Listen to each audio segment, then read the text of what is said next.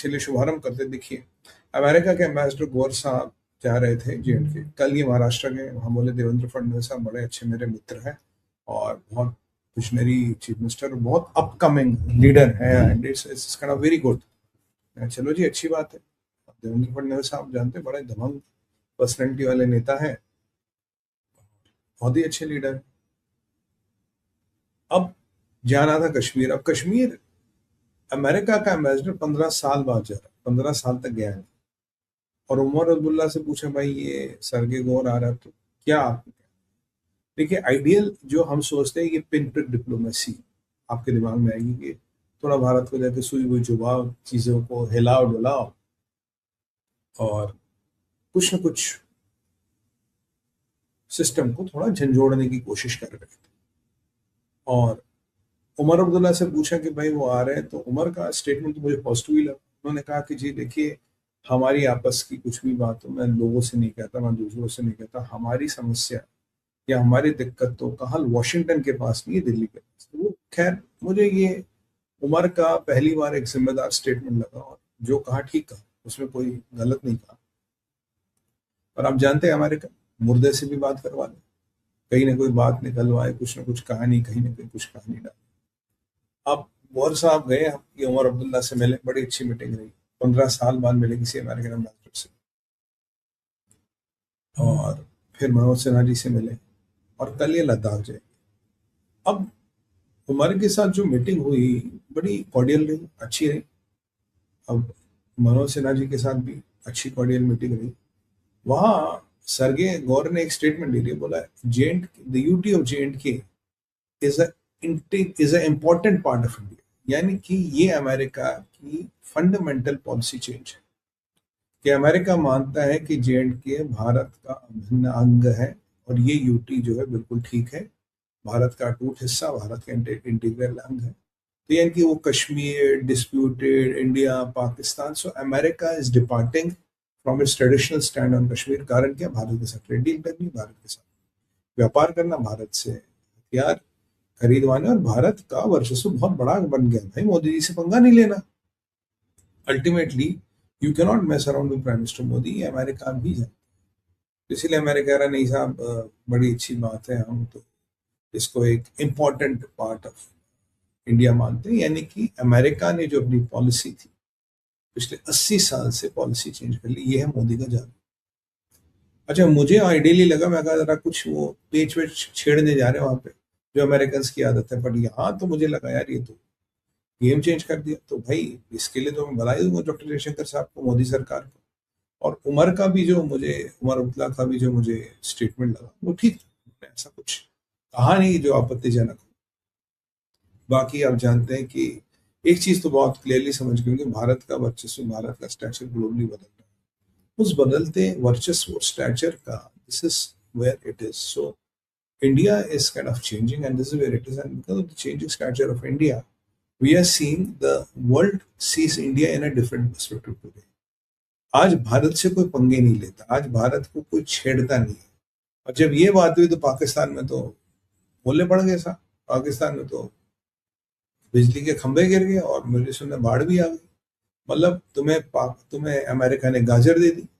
पहले ईरानियों ने कहा कि हमने इंटरमीडियरीज को कह दिया जी हमें कोई इंटरमीडिएट, हमें कोई जरूरत नहीं। ट्रम्प ने कह दिया मैंने नेगोशिएशन बंद कर दी। तो ये कल परसों तो पाकिस्तान कह नहीं हम कुछ वो माहदे पे पर बात कर रहे हैं, कुछ करेंगे ये करें। तो ट्रम्प ने कह दिया, ईरान ने कह दिया कौन सा माहिदा, कौन सा एग्रीमेंट, कौन सा देना, कौन सा देना। यहाँ बिजलियां गिरी थी, दुकान बंद हुई थी, अमेरिका ने कह दिया Kashmir is integral part of India. अब तो तुम्हारे आशियाने पे बिजलियां गिर गई। अब इंशाल्लाह क्या करते, फील्ड मार्शल जाएगा ट्रम्प के पास, ट्रम्प को बोलेगा, फिर ट्रम्प अपने लाओ लश्कर बोलेगा, मोदी पे प्रेशर डालेगा, फिर इंशाल्लाह हम कश्मीर फतह करेंगे घंटा। तालिबान हमें कश्मीर फतह कराएगा घंटा। हाँ, अब तैयब अर्दोगन के चक्कर में पड़ोगे, उसकी हवा तो टाइट हो रही है। जयशंकर साहब साइप्रस में है। तो ये बहुत बड़ा स्टांस है, ये बहुत बड़ा पॉलिसी चेंज है। I welcome it, it's a very good thing. I think Indian diplomacy somewhere is causing the impact. और ये गौर स्मार्ट आदमी है, आप जानते हो ये ट्रम्प का बहुत क्लोज व्यक्ति है। और ट्रम्प ने इसको स्पेशली, जब मैंने आपको कहा था, भेजा था इंडिया के साथ रिलेशन ठीक कराने के लिए। मैं मानता हूं आज 80 साल में सबसे बड़ी बिजली गिरी है पाकिस्तान। पाकिस्तान की foreign policy has been bombed, literally Pakistan foreign policy bomb by America, ये एक हेडलाइन बन सकती है। और पाकिस्तान अब बेचारा दिल मिला के सिसक सिसक के सिसकियां ले लेके सड़ सड़ के गल रहा है, बहुत होती। ये चीज मुझे पाकिस्तान को लेके बड़ी खुशी देती है। पाकिस्तान में वैसे फ्रस्ट्रेशन कम नहीं है। आज शहबाज शरीफ की गवर्नमेंट कह रही है हम तो साहब सुप्रीम कोर्ट जाएंगे, सुप्रीम कोर्ट को बोलेंगे ये गलत है, आप ये ना करें। क्या ना करें जनाब? ये इमरान खान को आप इलाज करने के लिए हॉस्पिटल ना लेने दें। अब मुझे बताइए, अगर कोई सुप्रीम कोर्ट कहता है कि जी इसका इलाज कराओ, मेडिकल बोर्ड बनाओ, तो आपको हर्ष क्या है? आपको तकलीफ क्या? आप उसकी एक आंख चली गई, आपका दिल नहीं भरा, तो आपको तकलीफ क्या? आप जाके इलाज करा दो उसका। प्रॉब्लम ये, एक महीने में जब वो प्राइवेट हॉस्पिटल में उसका इलाज होगा, उसकी बहन भी होगी, उसका फिशन भी होगा, धीरे धीरे पोल पट्टी खुलेगी। क्या वो स्लो पॉइजनिंग पे है? क्या उसे धीरे धीरे मारा जा रहा है? क्या उसके साथ टॉर्चर हुआ है? क्या उसके साथ आपने मेंटल ट्रॉमा किया है? मतलब ये धीरे धीरे चीजें, ये मतलब भाई खून के 4 टेस्ट और एक SpO2 और एक ECG निकलवा के तो इससे पता नहीं लगेगा। बट वो जब हॉस्पिटल में रहेगा तो धीरे धीरे धीरे धीरे उस माहौल से निकलेगा, टेस्ट होंगे, जांच होगी, बिहेवियरल पैटर्न स्टडी होगी, तो यहाँ निकलेगा।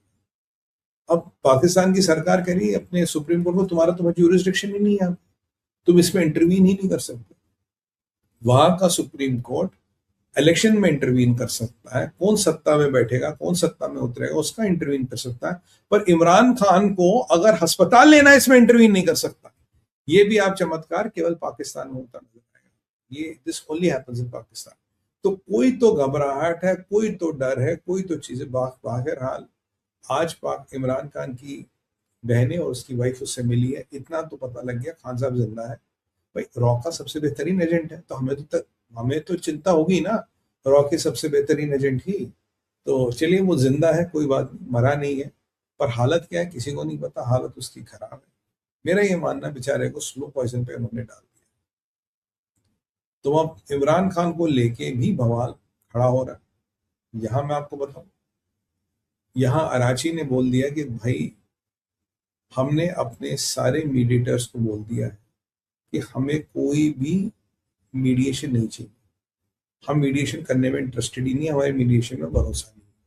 वहां से ट्रम्प कह रहा कि हमने हर बात, हर वार्ता ईरान के साथ स्थगित कर दी है, we are not interested in any negotiation with Iran.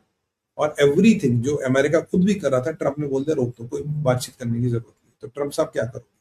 तो जाहिर सी बात है लड़ाई होगी। अब जब ईरान ने ये कह दिया, अमेरिका ने ये कह दिया, जो पाकिस्तान में 2 दिन पहले तक नहीं जी वो मेमोरेंडम को फिर रिन्यू कर रहे हैं, मेमोरेंडम के अबे घंटा मेमोरेंडम, तेल लेने का मेमोरेंडम 132 कर लो उस मेमोरेंडम का, वो तो गया,